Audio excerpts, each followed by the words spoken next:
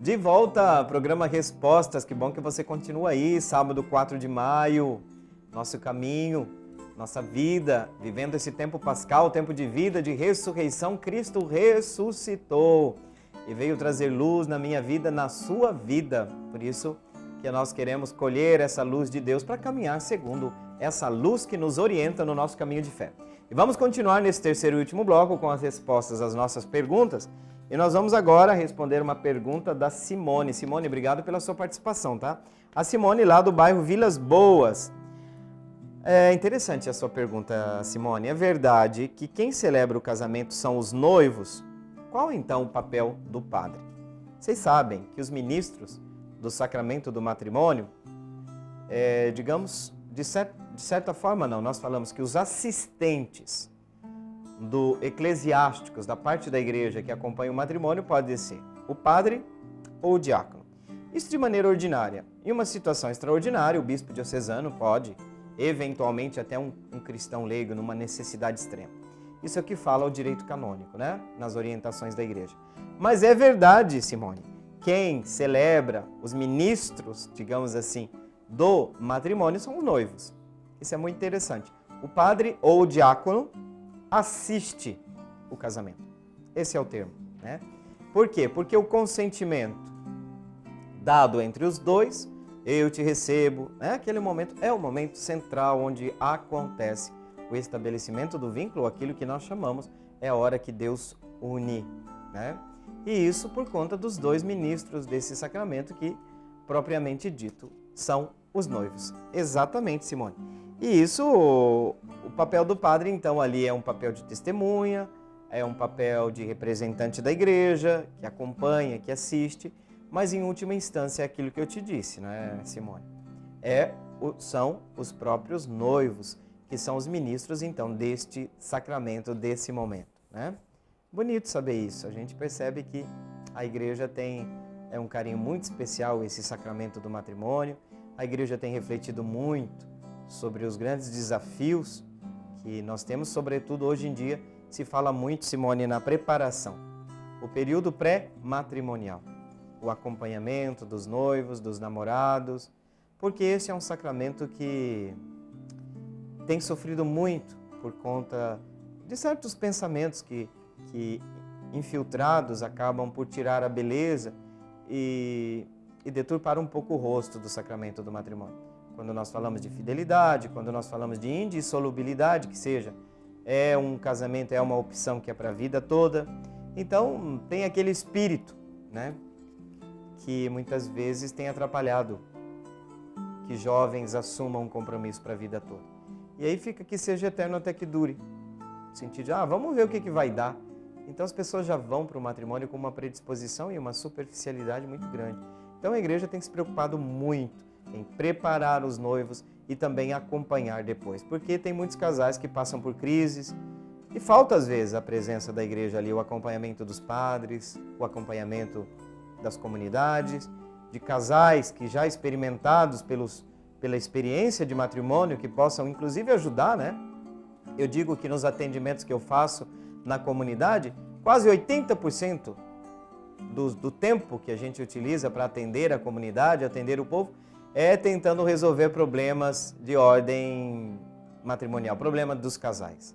Então tá aí uma questão muito séria que a igreja Simone está procurando estar muito atenta, porque a crise no matrimônio vem, as dificuldades, e muitas vezes a igreja está ausente nessas horas.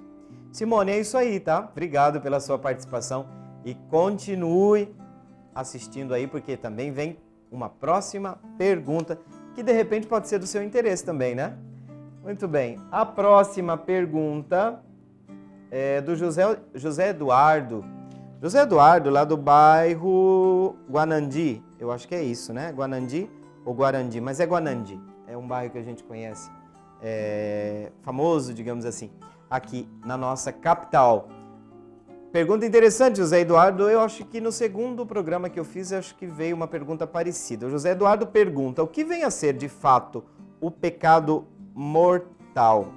Primeira pergunta, porque ele tem uma segunda sobre o pecado original. Qual é? Primeiro, o pecado mortal, José Eduardo, exatamente ele diz quando eu Na minha vida, digamos, temos graduações de pecado. Ou eu me afasto, ou eu me aproximo mais da vontade de Deus. Quanto mais eu me afasto da vontade de Deus, quanto mais um ato confronta, fere, me afasta de Deus, esse pecado ele é mais grave.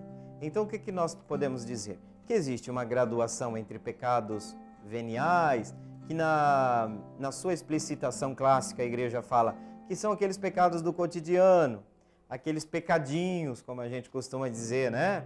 Os pecados de estimação. Um pecado que não interfere tanto, ele tem que ser, o pecado tem que ter sempre, está sempre às portas para esfriar o meu relacionamento com Deus, para diminuir o meu amor pelo outro, a fazer com que a tristeza e o mal venham morar aqui dentro. Então todo pecado ele tem que ser absolutamente combatido, porque o pecado faz mal.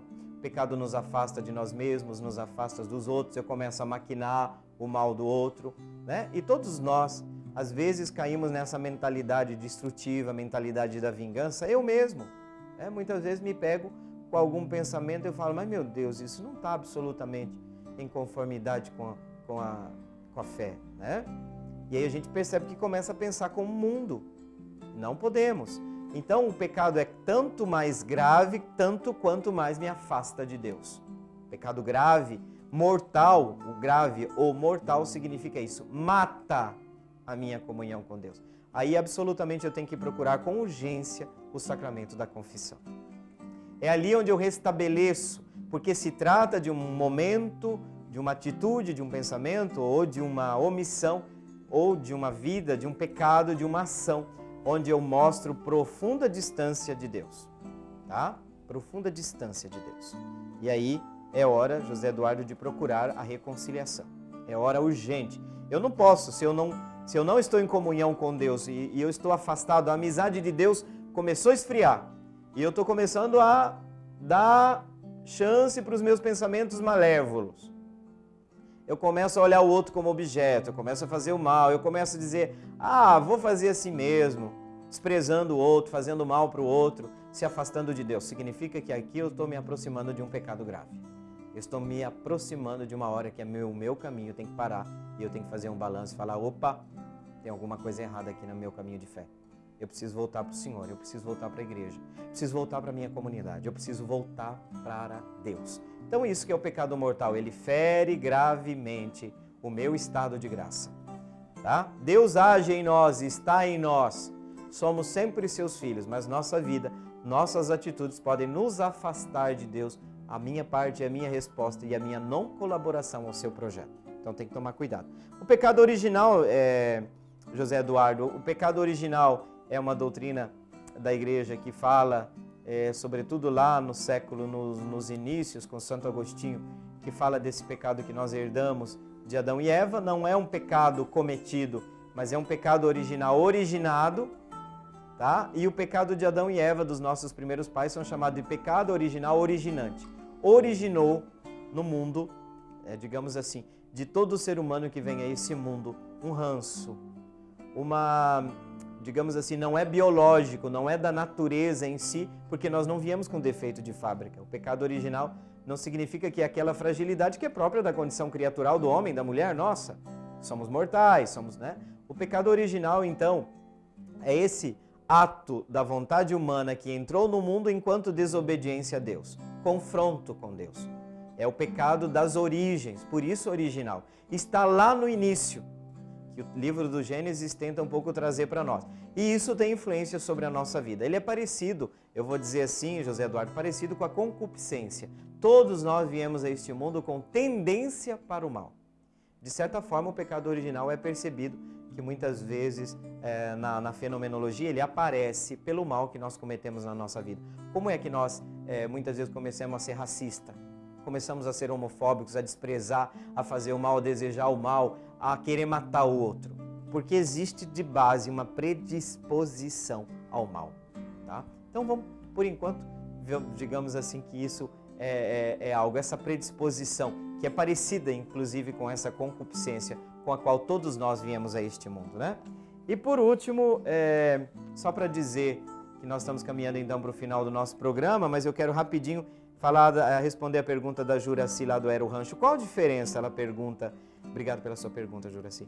A diferença entre as igrejas católica, apostólica romana e a brasileira. Gente, simplesmente a igreja católica brasileira é muito parecida, porque normalmente compõe-se o quadro do clero desta igreja dissidentes, padres que deixaram a igreja católica, seminaristas que tiveram uma ordenação que para nós não é válida, digamos lá, né?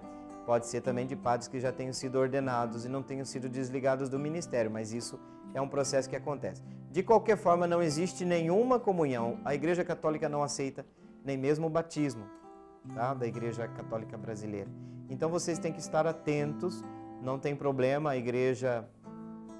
nós temos uma pluralidade de denominações no Brasil e todo mundo tem seu espaço.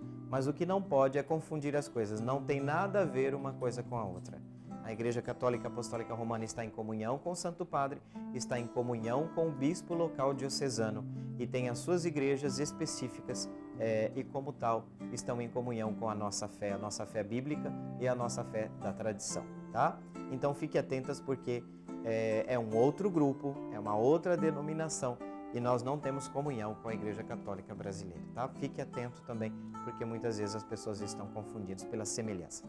Estamos chegando então ao final do nosso programa Respostas, e felizes, né? Porque tivemos aí muitas perguntas que vocês nos trouxeram, e isso muito nos alegra, porque esse programa quer realmente ser luz, quer trazer iluminação para o seu caminho de fé. Então nós vamos invocar a bênção de Deus por intercessão da Imaculada Conceição neste sábado, para que você continue caminhando segundo a sua fé, segundo os seus valores que nascem do nosso cristianismo, do nosso amor a Cristo. O Senhor esteja convosco, Ele está no meio de nós.